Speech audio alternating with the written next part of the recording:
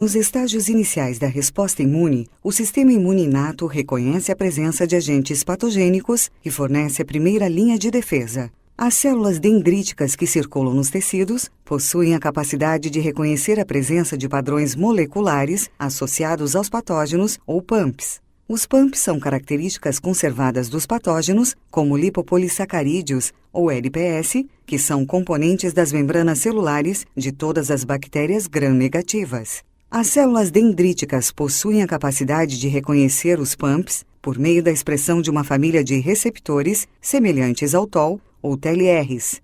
No caso do LPS, ele é reconhecido por um membro da família TLR, o TLR4, que é expresso na superfície das células dendríticas. O LPS é transportado pela proteína ligadora de LPS solúvel, a LBP, para a superfície da célula dendrítica e depositado na proteína CD14 de superfície celular.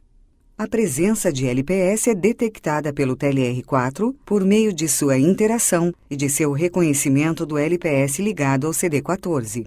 O sinal emitido pelo TLR inicia a maturação da célula dendrítica. A célula dendrítica agora pode migrar para os linfonodos regionais e ativar a resposta imune adquirida.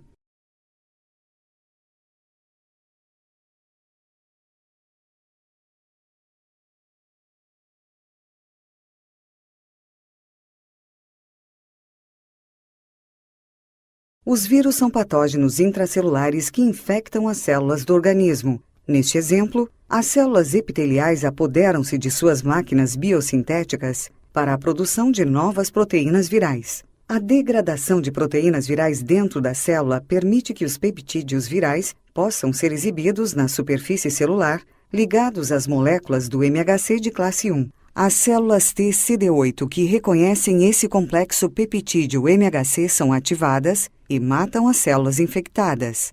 Após matar uma célula, a célula T pode mover-se para um novo alvo, matar a célula e assim por diante. O processo de morte é iniciado quando o receptor de células T e o CD8 se ligam a uma molécula do MHC de classe 1, carregando um peptídeo viral, produzindo sinais que ativam a célula T. As células T citotóxicas contêm vesículas de membrana chamadas de grânulos citotóxicos que empacotam as proteínas que matam as células-alvo. A mais importante destas é uma proteína chamada de perforina e um conjunto de proteases chamado de granzimas. Essas proteínas são unidas por uma proteína de sustentação chamada de serglicina. A ativação das células T provoca a liberação do conteúdo dessas vesículas, liberando as proteínas diretamente sobre a superfície da célula-alvo. Embora o mecanismo exato não seja conhecido, a perforina facilita a entrega das granzimas para o citossol. Neste ponto, a célula-alvo é destinada à morte e as células T podem migrar para encontrar uma nova célula-alvo. O processo de morte celular iniciado pelas granzimas usa a mesma maquinaria celular básica que dá origem à apoptose. As granzimas marcam várias proteínas celulares que regulam a apoptose, como a BID e a procaspase 3. As granzimas clivam a BID, que na sua forma truncada, libera o citocromo C da mitocôndria para o citossol. Simultaneamente, a granzima B ativa a procaspase 3, que por sua vez cliva a ICAD, o inibidor da DNase ativada por caspase. A DNase ativa migra para o núcleo, onde degrada o DNA, assegurando a morte celular.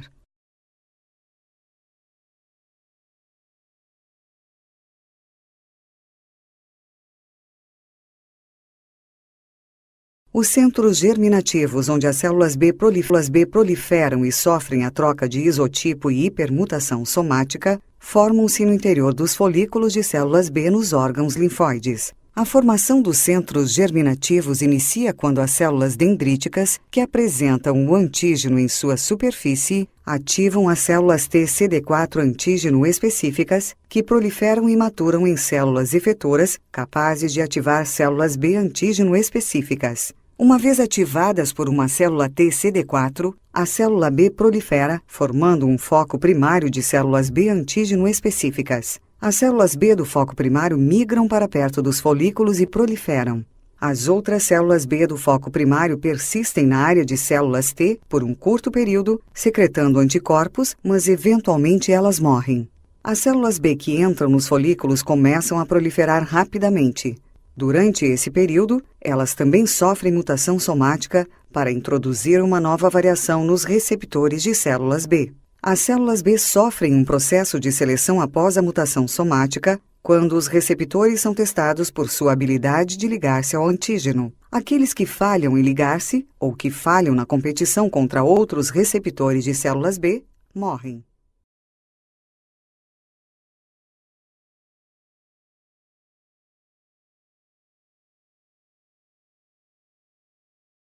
Os neutrófilos são as células brancas do sangue que procuram e matam a bactéria. Neste esfregaço, observa-se um neutrófilo entre as hemácias. A bactéria Staphylococcus aureus foi adicionada. O pequeno pedaço de bactéria libera um químio atraente que é detectado pelo neutrófilo. O neutrófilo se torna polimerizado e começa a caçar a bactéria. A bactéria que se movimenta por energia térmica faz um caminho aleatório, parecendo evitar o seu predador.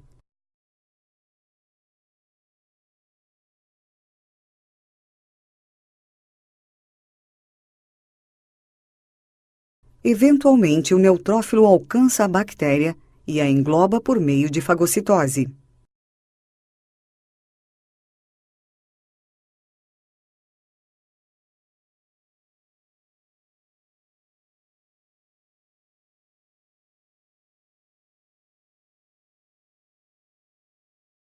As células T citotóxicas contêm várias organelas citoplasmáticas. Alguns, como o complexo de Golgi e os centros organizadores de microtúbulos, são comuns a todas as células. Outros, como os grânulos citotóxicos, são encontrados apenas nas células TCD8 efetoras e células NK. Durante a interação das células T citotóxicas com seus alvos, essas organelas são redistribuídas no citoplasma da célula T para permitir que a célula desempenhe suas funções efetoras diretamente na célula-alvo. A molécula de adesão, a LFA1, medeia o contato inicial com a célula-alvo potencial e se liga a ICAM1. Se o receptor da célula T não encontra um antígeno específico, a célula não é estimulada e as duas células se separam. Se o receptor da célula T encontra seu antígeno específico na célula-alvo, ela torna-se ativada. Ocorrem então mudanças no citoesqueleto da célula T, onde as organelas citoplasmáticas da célula T se movem para a face da célula-alvo. Essa reorganização direciona a liberação de grânulos e uma nova síntese proteica na interface entre a célula T e seu alvo. Determinadas citocinas, como a interleucina 2 e o interferon gama, são liberados do complexo de Golgi e direcionados para a célula-alvo.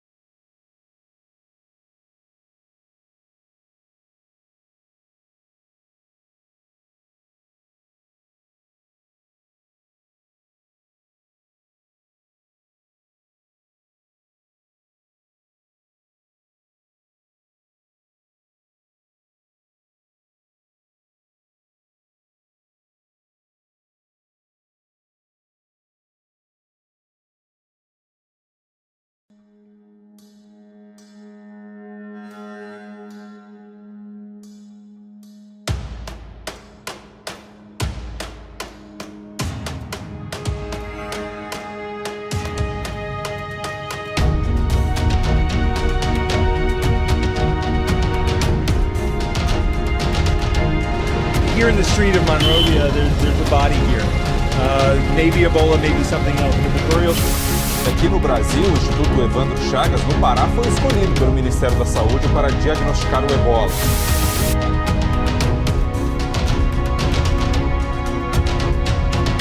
É este laboratório em Ananindeua, na região metropolitana de Belém, que vai descobrir se um caso suspeito de contaminação pelo Ebola se confirma. Has come.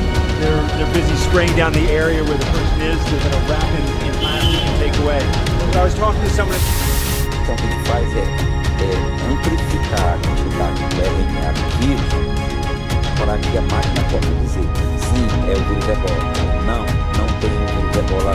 No aeroporto de Belém, a Anvisa polícia está alertando passageiros que chegaram do exterior com sintomas como febre, hemorragia, dores musculares, dor de cabeça e diarreia para que procurem a vigilância sanitária.